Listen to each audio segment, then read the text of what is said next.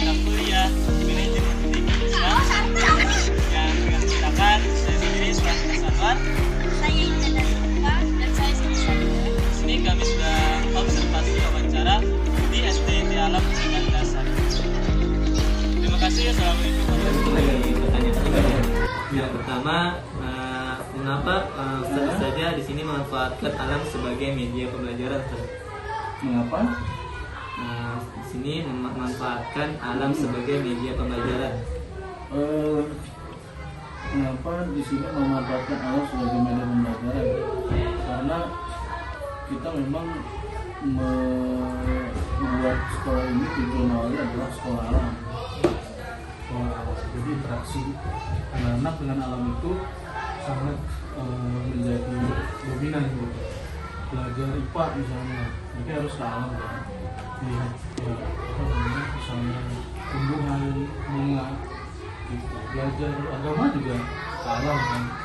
Misalnya ma'rifatullah dan ma'rifatul insannya juga kan, ada kabul Allah, ada ayat kemudian ada kalian. Jadi ayat kemudian kita ke alam. Selain alam kita juga hafiz gitu kan. Jadi kadang-kadang kalau di sekolah SDIT yang bukan alam, biasanya kan dia ngapalnya di kelas. Kita ngapalnya di alam. Jadi sambil merasakan angin gitu kan, atau bersiap. Persiapan teknis sebelum proses pembelajaran di lingkungan alam, misalnya. Iya, kalau persiapan teknis biasanya ini kan dari para guru ya, para ustadz-ustadz.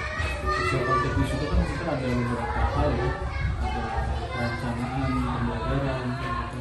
Ada target pembelajaran, gitu.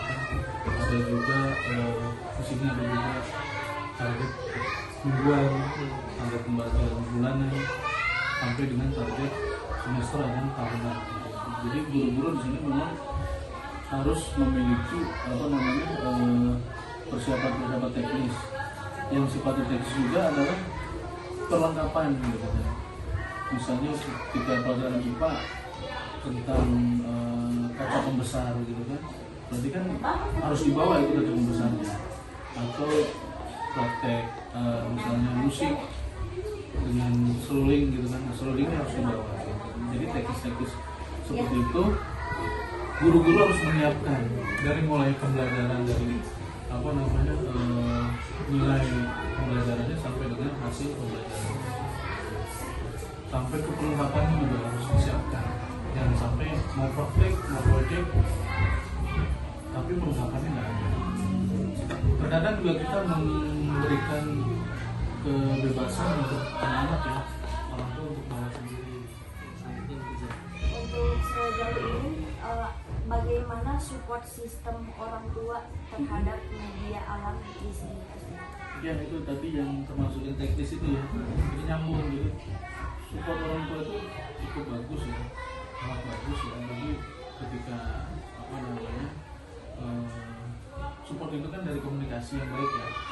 Jadi dari orang tua, dari guru, ustaz-ustaz itu kita mau belajar ini tentang pakaian adat misalnya.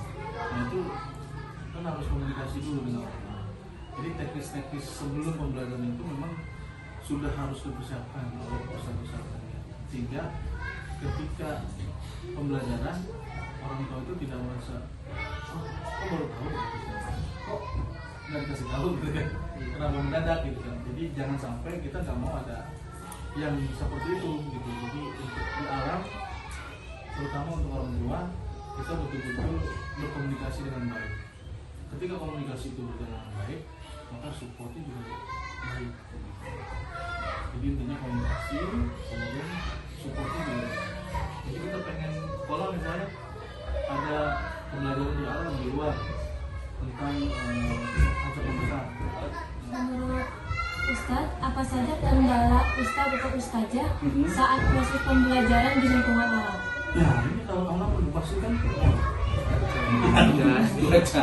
Jadi kalau sekolah SDIT alam udah pasti yang paling besar kendalanya adalah yaitu alam itu sendiri. Karena kita nggak bisa menentang alam. Lagi mau pelajaran tapi hujan, bagaimana lagi mau olahraga, lagi mau praktek hujan. Jadi itu doang sih sebenarnya. Kendala lain tidak ada, alhamdulillah. Yang pasti perlengkapan juga aman, komunikasi dan hubungan orang tua juga aman. Ya paling itu aja sih. Kendalanya hanya cuaca. Kalaupun ada, kita ke saung pun juga kadang-kadang kan kalau lainnya kenceng kan nah juga gitu, akhirnya pembelajaran juga anak-anak untuk kembali ke kelas masing-masing.